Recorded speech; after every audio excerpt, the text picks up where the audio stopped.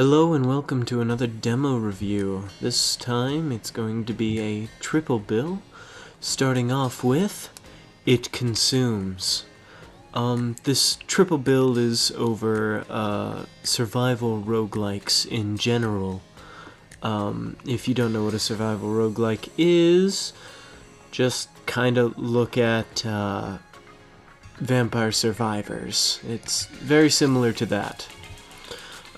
It Consumes, it's a bit different from the other two on this list because this one is first person and not from the traditional top-down style that was popularized by Vampire Survivors. And it's also special in this video because it's the only one I didn't reach the end of, where it says, you know, this is as far as you can go, this is the end of the demo and whatnot. Or I didn't reach a permanent milestone while playing.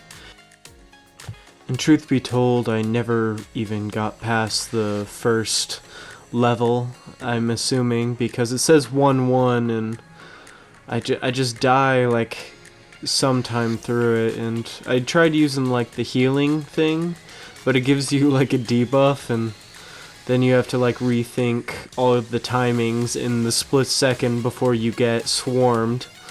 And yeah, so those were the special mechanics about the game. There's like the fast reload that you'd see in like Gears of War that I'm pretty sure was popularized by the Gears of War games, where there was a sweet spot you could reload from. This game also has the special thing of a heartbeat, and the heartbeat is the only way you can see anything, and if you go too early you won't be able to see anything for like 5 to 10 seconds. I didn't actually time it out, and yeah, so you just had to constantly time everything, keep track, and that just hurt me too much on the inside. Yeah, so I'll let some of the gameplay run out, and yeah, this will be a different style of video. I should be having the gameplay up right now, but who knows what I'll put up there. I might just put up a placeholder and forget to get rid of it.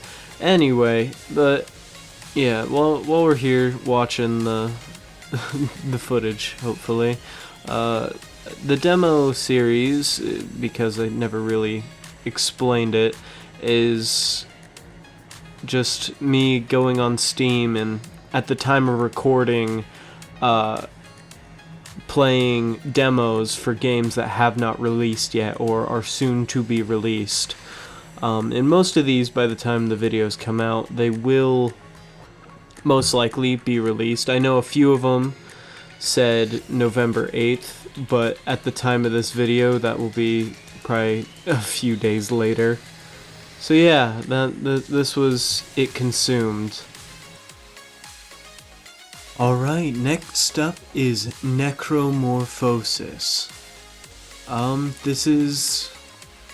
This one's fun. But it's a lot like Vampire Survivors. I mean, these next two are more like it because they're the traditional top-down view. You gain items and upgrades, but this game, it's pretty much you're playing as Mortaccio from Mortaccio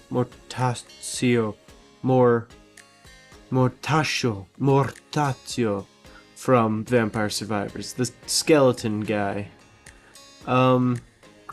It's a lot of these survivor-like games, I'll just call them that from now on. They have they're usually, you know, auto-aiming, aim to the nearest guy, or randomly shoot around, or shoot upwards in a set pattern, or stuff like that. But these next two are different. This one's pretty much the start of it being different, because in this one you can switch from aiming with the cursor, or you could just have it auto-aim to the nearest enemy, which I did for the most part because I didn't want to focus on the cursor when I had to focus on dodging the insane amount of bullets that you get later on. Yeah. Another thing, this game definitely, probably because it's a demo, it has some balance issues.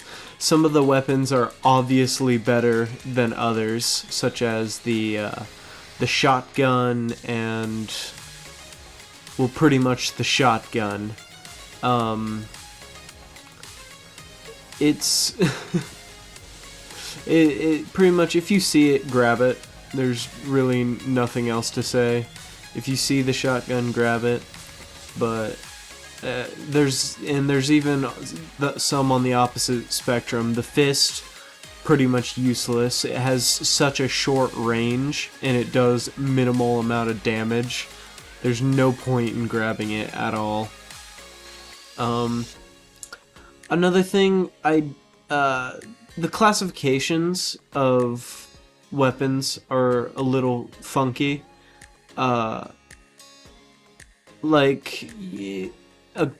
Both a claw and a sword aren't considered like melee, I guess I could say.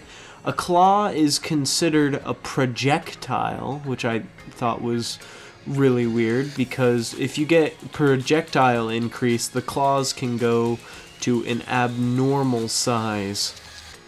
And it's just something about this game that's funky. There, yet again, just like it consumes, there's not much story.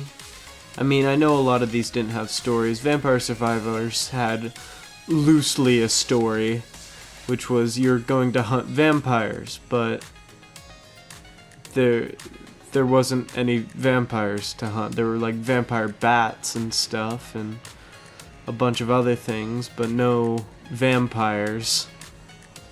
And in this game, you're not really given anything. It's just the milestone you reach at the end is becoming the king of hell, or king of the underworld, or whatever.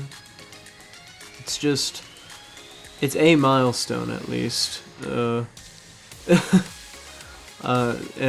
well, I didn't see the milestone on the other, and there was also no guidance. And there's people to talk to in this game.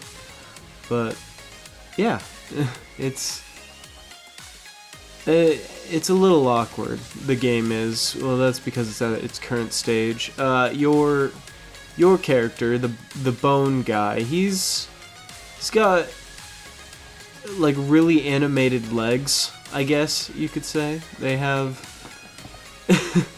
He just seems very animated as just a character design.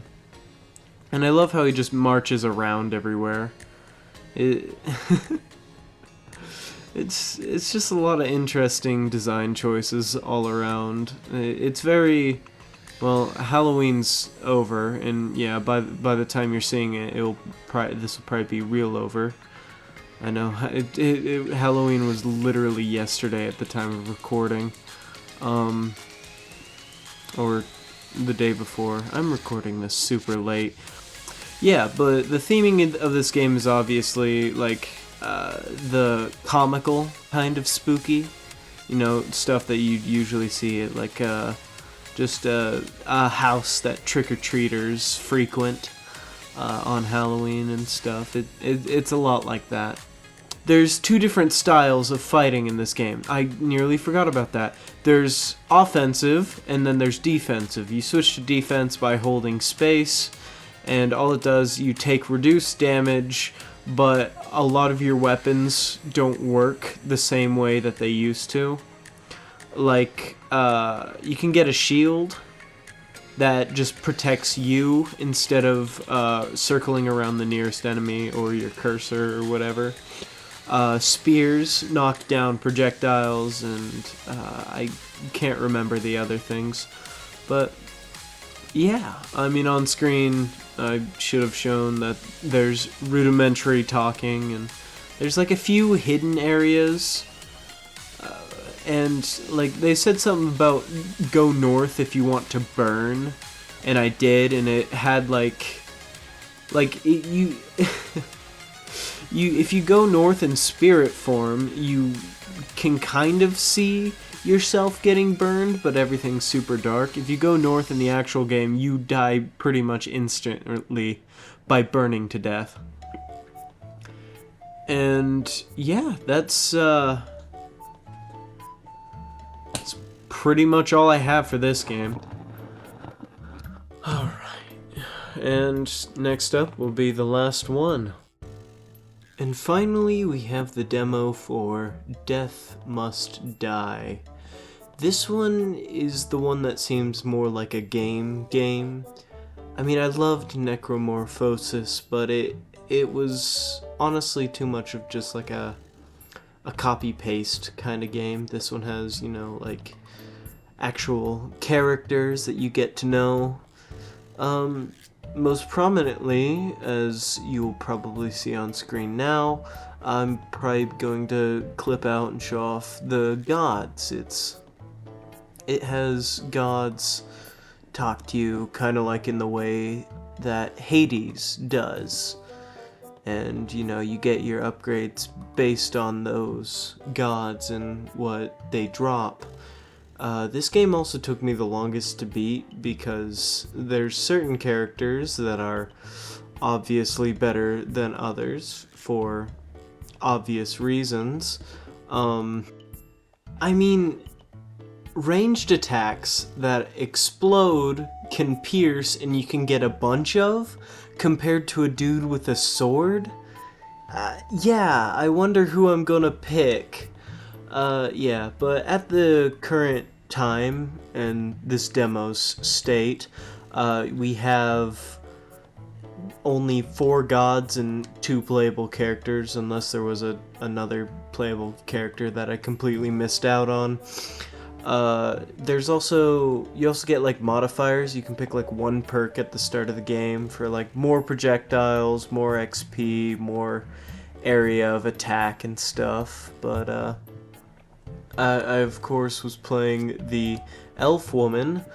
I can't really remember her name. I can't remember any of their names, but yeah, because she had the best attack, which, like, you can't just discount their standard attack because that's your main form of attack, and you can just multiply it by 5 every time you use it. I didn't actually show myself killing the boss on camera because I wasn't recording then, and I didn't want to record for 4 hours because that's how long it took me. I didn't want to sift through that, and I got to the final boss. I didn't think I was actually going to beat the final boss. That's literally the only reason I wasn't going to record. I was planning on, you know, doing this voiceover without having beaten the final boss and just, you know, discredit myself, similar to how I did with It Consumes. But no, I actually did manage to beat the boss, got to the end of the demo, and it was like, hey, wishlist now, but that's... Actually, Necromorphosis didn't do that, surprisingly. I hope what Necromorphosis is like isn't the final game. But yeah, I'm not trying to discredit any of these games by talking about others, but I mean this one does have an interesting change of pace from the others.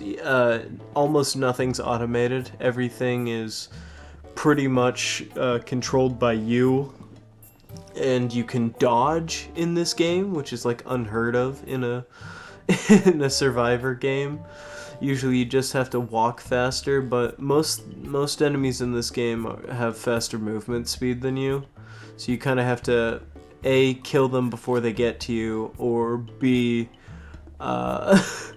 dodge. That's pretty much your run in this game. And yeah, it has obviously the most gameplay out of everything, the most features out of the other two. of course, there's a whole bunch of different upgrades. There's a bunch of different builds you can make with the upgrades, unlike in Necromorphosis, which was just grab more. More is always better. This one you have to think about getting like the different types of skills, or should I level up a skill? Should I change its class from, you know, common to adept? Or and then you have to also worry about items. There's item pickups in this game, and there's also a merchant later on that sells you items, and you can sell your extra items too. And like, yeah, there's just a whole bunch of things, and there's a lot of useless stuff. I do feel like when I did beat the boss, it was by pure luck. I got, you know, the correct amount of things, because I was like shooting like 4 fireballs out at once, and I was able to pretty much like dodge most of the boss's attacks, because the boss's attacks are, he has one attack and there's 4 of them. They're like, I can't even remember their names. I'll show them on screen for a bit, but their attacks have a bit of tracking. So like usually when you see a projectile on screen, the first thing, like my first response is dodge before it even gets close to me. But if you dodge before they get close to you, they'll just follow you. And yeah, it's a little annoying. And yeah, I think that's all I have to talk about for Death Must Die. There's not much of a story. It's just you're all here to kill death. That's all you gotta know. But yeah, that was Death Must Die. Hey, thank you for watching. I know this video is a bit different than what I normally do, but I couldn't really think of another sort of formula to follow for this other than just a voiceover, and this is honestly going to be a shorter video, but mainly because there's not much to talk about in the forms of gameplay. It's mainly a proven formula. People love these kind of games, and it seems like they're simple to make. You just have a bunch of very samey assets. So yeah, thanks for watching, and see ya.